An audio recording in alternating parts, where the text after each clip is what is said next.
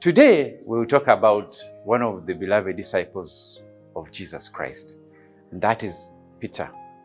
Peter was one of the best disciples, the person who had passion for Christ, the person who had passion for the word of Christ. But before Christ died, he denied him 3 times. And that led him to feel guilty, to feel disappointed that he had disappointed Christ. And he decided to go back to his original life. But due to the love, the extraordinary love that Christ had for him, Christ personally came and restored him.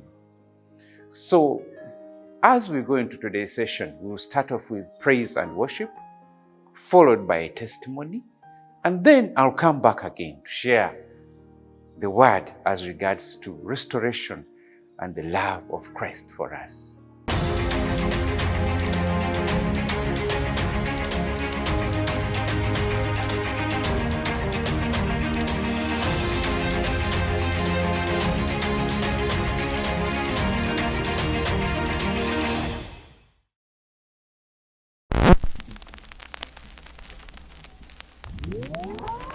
Brother Travis would like to say something this Sunday. Let's give him a hand as he comes. Thank you. If I can have your attention, don't mean to waste your time. I like to tell a little story, how I was lost and couldn't find my way. Tell your story. But then I met Jesus, and something started to change. I ain't proud of the past, I'm proud of the fact that I'm not who I was now. I am different. Every part of me, the whole me, has been touched by freedom. oh Jesus, You got a hold on me, and I found myself. You you refused to leave. All right, Oh Jesus, one more witness. turn me up a little bit. Brother John, yes sir. Born in North Carolina, outside the county line. Yeah, I came up in the struggle, and on the streets I had to find my way. But that was just a chapter. No, it was not the end. I ain't proud of the past, but I'm proud of the fact that I'm not who I was now. See, I'm different now. Every part of me. Oh, Jesus. You got a hold on me. I feel like somehow. Now all of my wrong, forgiven. Oh, Jesus. You got a hold on me. Let's go. what comes undone, One thing is, It's for sure. you won't let me go. you got a hold on me. Let me go. When I lose control,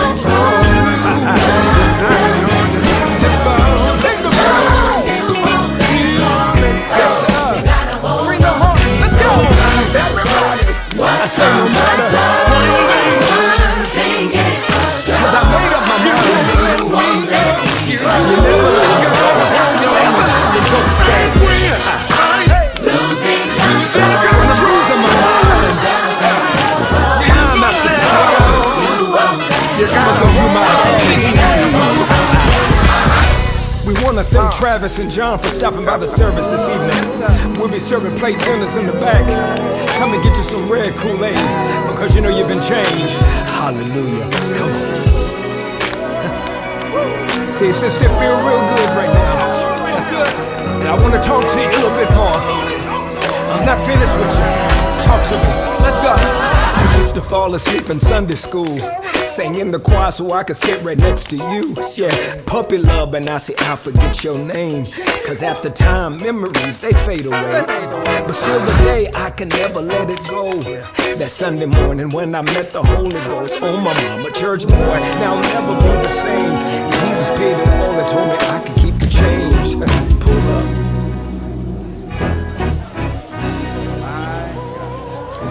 Something's gotta hold up.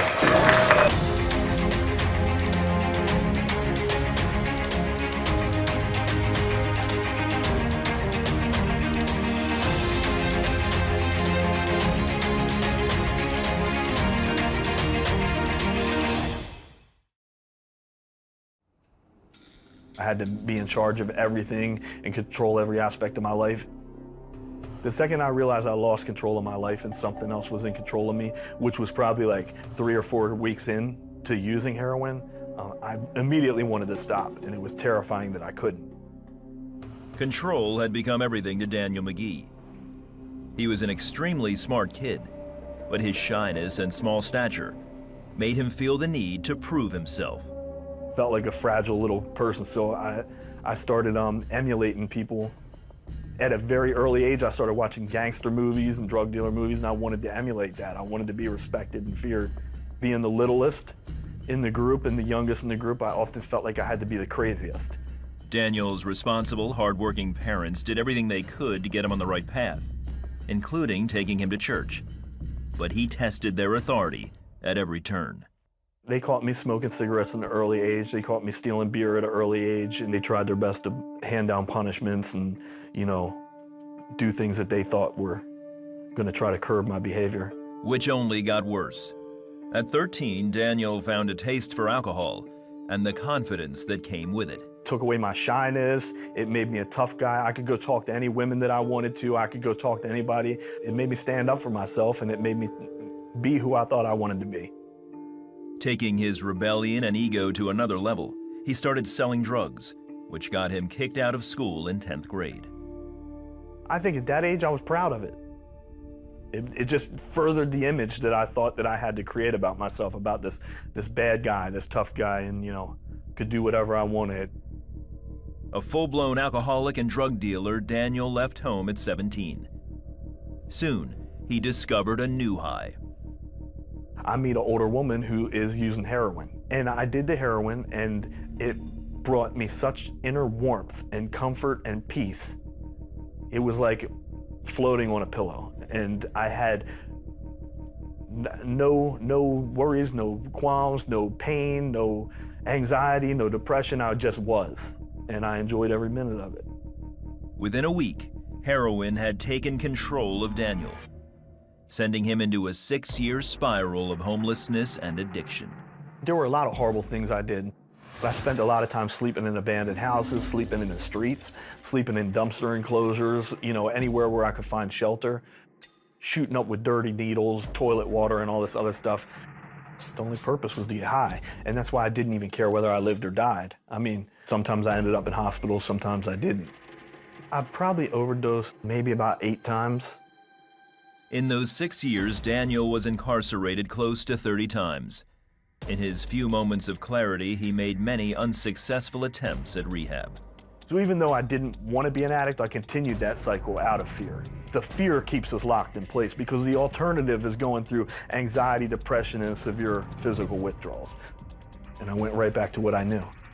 Heroin numbs your physical pain, your emotional pain, everything, and it was like a refuge for me. In 2001, a court told Daniel either get into a rehab program or spend the next 14 years in prison. He opted for a Salvation Army treatment center because it was just 9 months and free. It was like a whole vibe of love and spirituality. It's a very Christian program. It was very church-based, and it reintroduced me to God, and I finally started to get it. It was like I had to have life beat me up that bad before I was finally willing to surrender and listen to this higher authority. Now studying the Bible, attending church, and meeting with pastors, Daniel realized his life would never really change unless Jesus was in control. So one Sunday morning, he surrendered his life to Christ. Once my heart was opened, it was like my whole being was open. I felt lighter, I felt positive. For once I felt like I had a future and I had, you know, a chance. I had to have control of everything in my life. I had to be in charge of everything and control every aspect of my life. The ironic thing is that it wasn't until I learned that I had to surrender my life and my will to God that I was able to get clean and change my life. Daniel finished the program when he was 25 and has been clean ever since. He started working hard to build a future for himself. I'm a convict. I have no skills. I have no trade. I have nothing going for me. So I had to humble myself, and that's what I did. Today, he's a realtor and owner of a jail bond business. But Daniel's true calling is to help people in need. He says there's only one person he looks to for direction and meaning in his life. Jesus is a role model, and that's what I often tell people. He's my role model. I spend my entire life trying to chase Jesus, trying to be like him. If I came out of what I came out of to be where I'm at today, anybody can. We win by surrendering to God and letting his will take over our lives instead of our own will.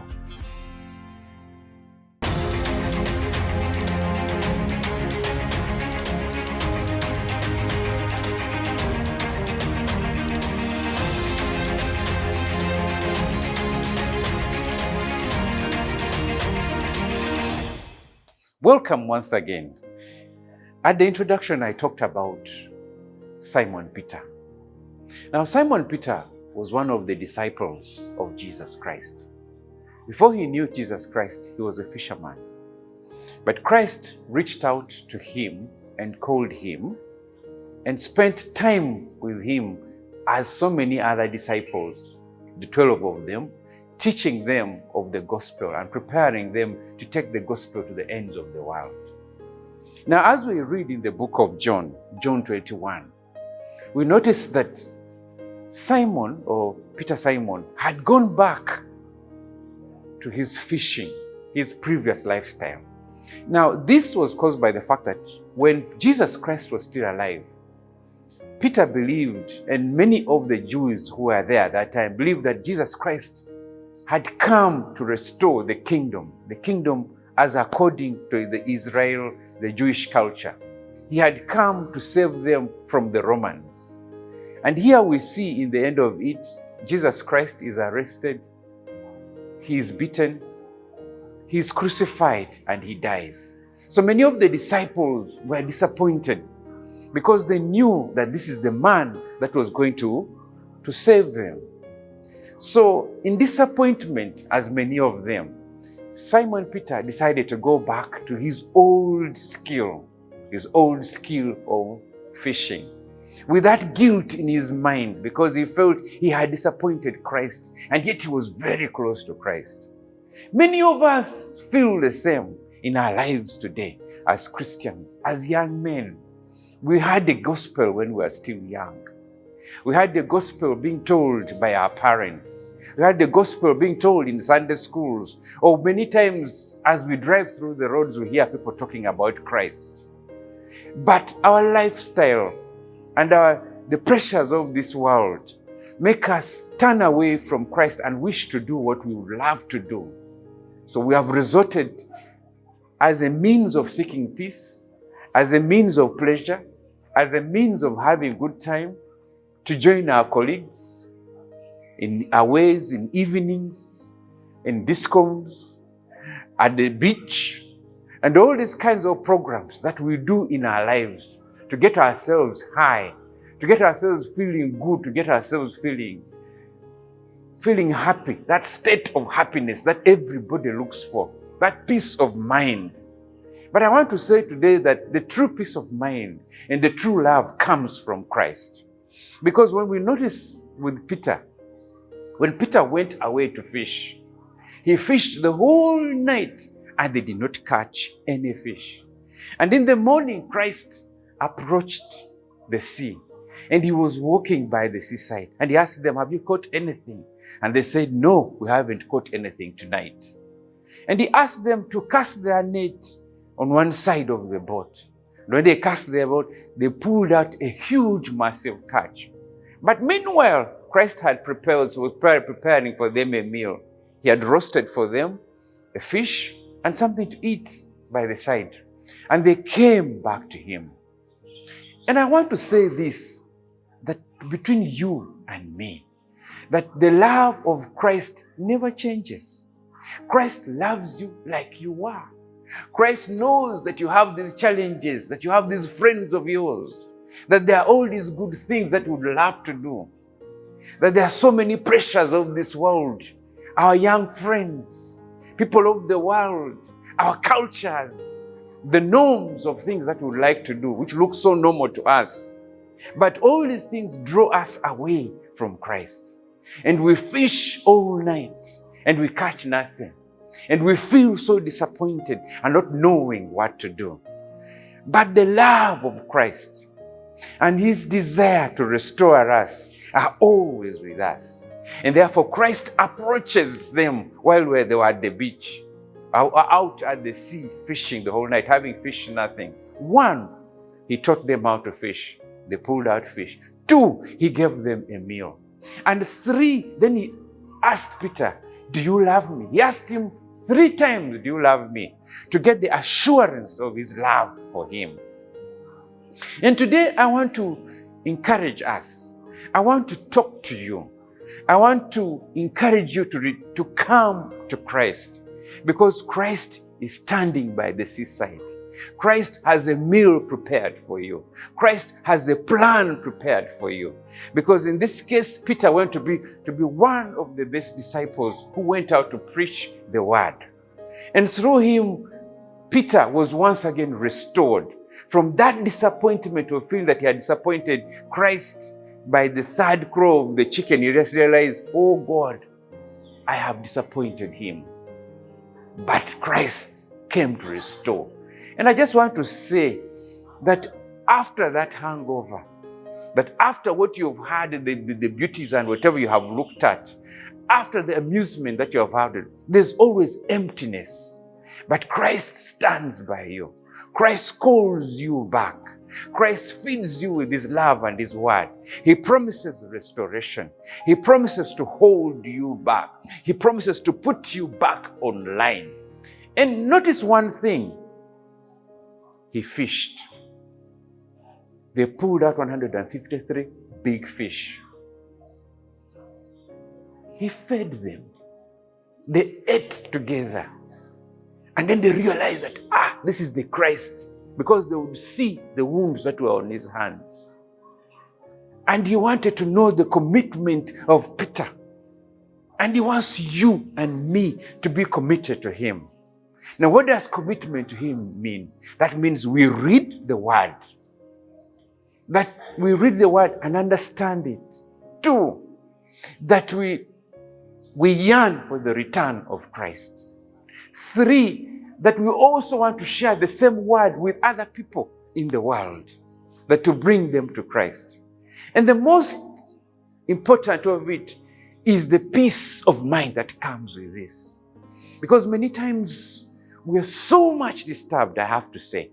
And I remember in my youth life, because we are looking out for anything that would make us happy, whether it would spend an evening with friends, or sometimes even smoke a joint with a friend, or sometimes have pleasures of this world, looking for the peace of this world. But this world has no peace that it will give to you that is satisfactory. In the evening, you'll be glad after those bottles of beer or whatever wines and whatever you have taken. You'll be so happy. But in the morning, you'll be empty. And the evening, when you're with your colleagues and making all that fine, everything that you have, but in the morning, you are sad. The word in Proverbs says that in the morning, you'll feel as if somebody has beaten you because your body is hurting because of excesses that you have gone through, looking for pleasure and peace into your life.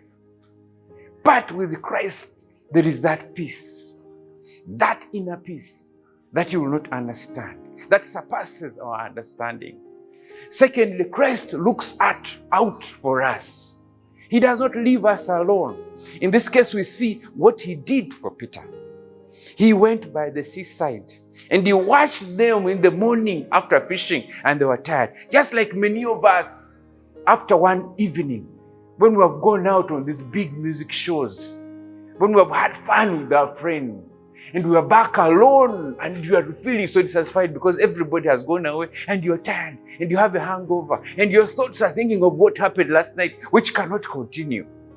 But Christ stands by the seaside and said, have you caught anything? Truly, you've caught nothing. You've had the fun. You've had loud music.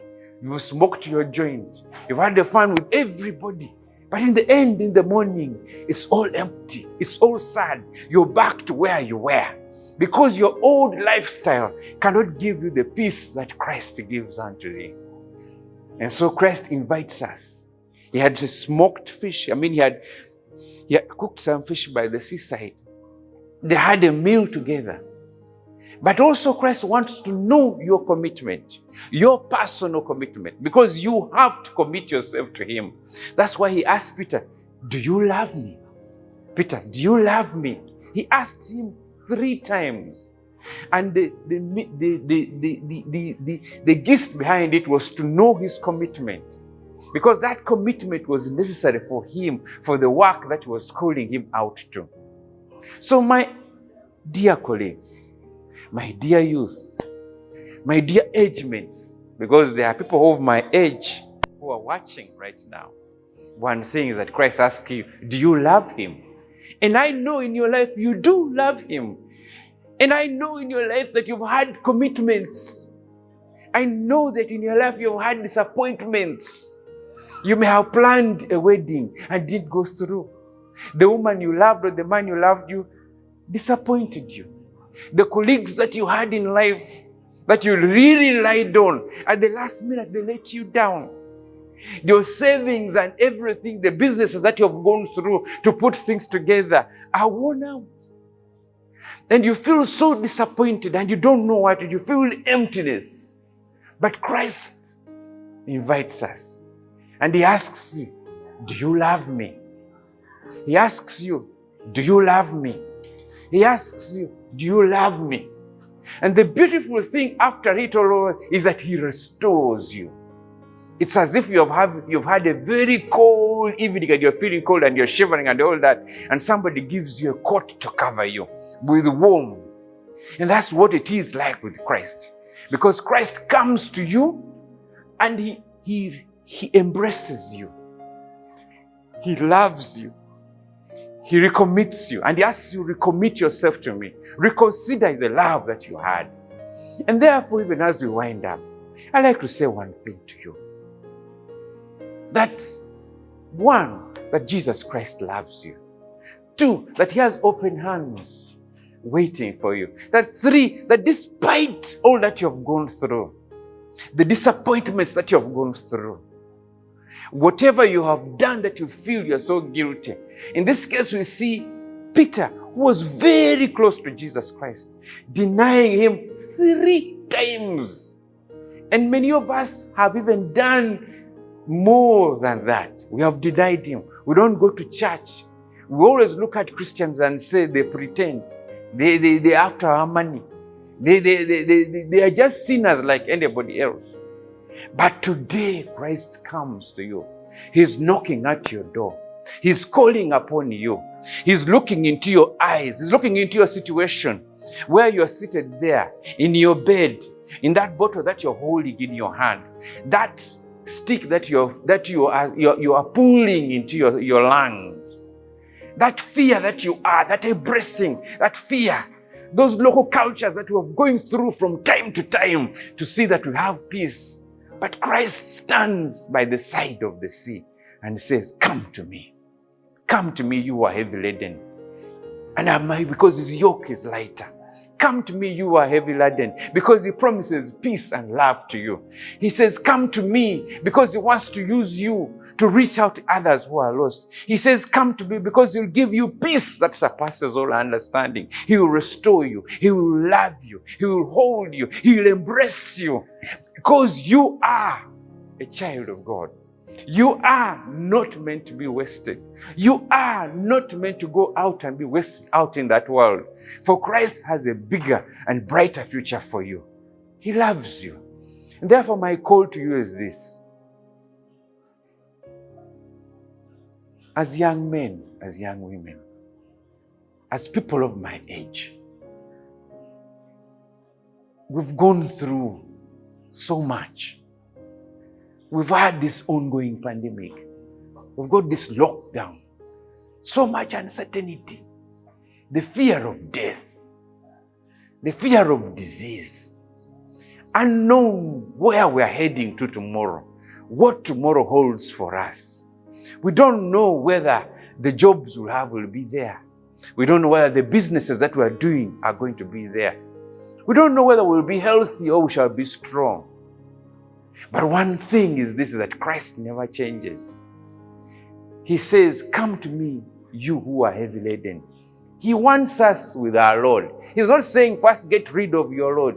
Get rid of the alcohol. Get rid of the opposite sex in your life. Get rid of whatever. No, he says, come as you are. Despite the fact that you have denied him. Despite the fact that the lifestyle that you have lived. He's standing by the seaside, calling you. He has a prepared meal. He has a commission for you. He has a restoration and love for you. Thank you very much. You know, after sharing these words with a lot of passion and love, we normally extend out our hand to you and say, are you ready? Are you ready to come to Christ? And this day, I ask you to commit your life to Christ, to get saved, to love Christ. Accept Christ into your life to get that full restoration and love for him. And please feel free to call us on those numbers that are appearing on the screen. And one of us will reach out unto you. And if you have any Bible teaching churches next to you, please go to church, commit your life to Christ, and together we shall live as born-again Christians.